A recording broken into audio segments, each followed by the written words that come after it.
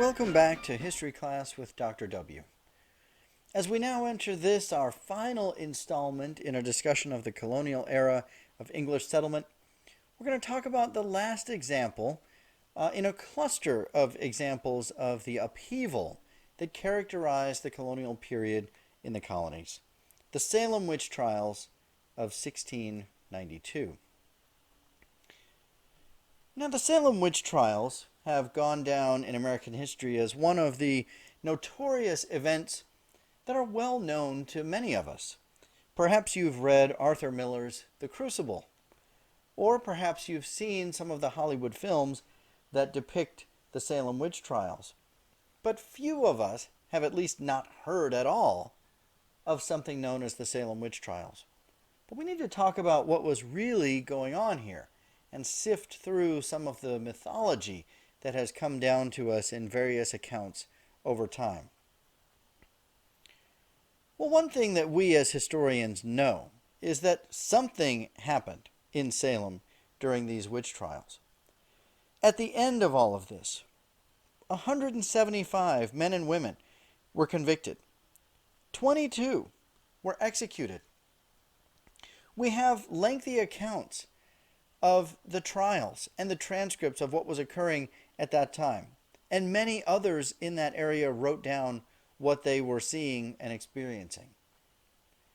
So we know something was afoot in Salem at this time. But it was also an anomaly, a kind of freak happening, completely out of the ordinary in that time. So there were certainly some factors in Salem that were unique to this particular event. So the first thing we need to do is talk a little bit about witchcraft itself and what we mean by that. In this era, witchcraft was a mechanism for people to explain things that they didn't understand. Most commonly, witchcraft was a scapegoat for explaining why bad things happen to good people. It's not random. There had to be a reason. And usually, social outcasts, misfits, old single women, people who didn't fit in or were noisy or caused trouble were singled out.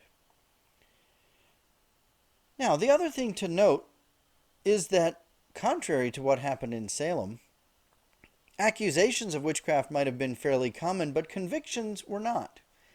And there, Salem really is an anomaly. Now, when one was accused of witchcraft, there was a trial associated with it. Depositions were taken. Evidence was gathered. And in fact, evidence was required in order to convict. And so by the late 17th century, very few witchcraft accusations actually ended in a conviction. And yet, so many of those in Salem did. So in 1692, there is this outbreak of witchcraft accusations in Salem. It begins, it seems, with a few girls who were playing, trying to predict the future of their love lives and so on, who then went into spasms and fits. The culprit, according to the testimony of that era, was Tituba, a slave who knew voodoo. Other accusations followed, and rapidly this became a mania. Well, how do we stop this madness? In fact, it was Increase Mather, the clerical leader of the town, who began to call for physical evidence, in addition to a mere confession, in order to convict. He criticized spectral evidence, like hallucinations, as inadmissible. And thus, as none of that physical evidence was forthcoming, ultimately order was restored. But not before 22 people had been killed and 175 convicted. So what do we think was happening here? There are lots of different theories behind it. And again, we do know that something happened, and we have the testimony and the evidence that something was going on. One interesting possibility is that the people in question had consumed bad food. Perhaps there was flour that was fermenting badly and creating hallucinations. This is at least a plausible possibility. There are other possibilities as well. Much has been made of this as a sort of gender rebellion, that the women involved in this were pushing the boundaries that were put upon them. Others have discussed the age difference, that these were young people who were pushing the boundaries and challenging the control structure put upon them. But most historians who cover the Salem witch trials talk about the general kind of upheaval and social disorder that was going on in Salem at that time. Salem was struggling in some ways. The population was declining. A number of their industries were not doing as well as they had been. And most pointedly, there was a turnover in leadership. By a sort of unfortunate chance, the governor at that time, Ambrose, had been overthrown in 1689, and no one had yet taken his place at the time of the trials. So the justice system was paralyzed when the scandal began.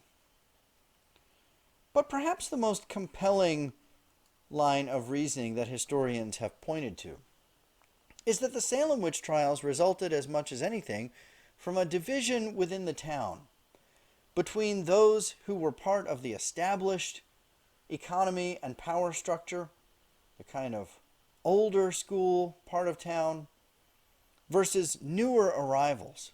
And if we look at this map, we see an almost perfect geographical divide between the defenders and accused witches on the eastern part of town and the accusers, who are all on the western part of town. And so we start to see this conflict between the traditional agrarian values from that older established western part of town and the more up and coming kind of individual commerce, those on the eastern part of town engaged in a brisker, robust, more ocean-oriented kind of trade. So, there are all kinds of conflicts at work in Salem, as there were in Jamestown, as there were in New England during King Philip's War, and so many others throughout the colonial era, which we can't possibly cover in a course like this. So for this chapter, we will leave it there. In the next chapter, we will discuss other conflicts as the colonial era wears on and eventually begins to approach the era of the American Revolution.